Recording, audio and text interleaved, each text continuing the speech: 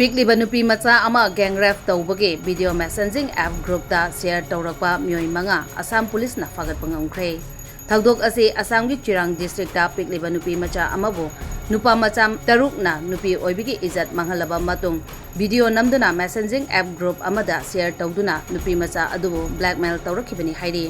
Thagdok aduda senaba Meeoi taruki manungda police na Meeoi manga amadi Nupimacha adugi imung manungna police ta complaint thagnulakpadagi fagat pangamle hairi.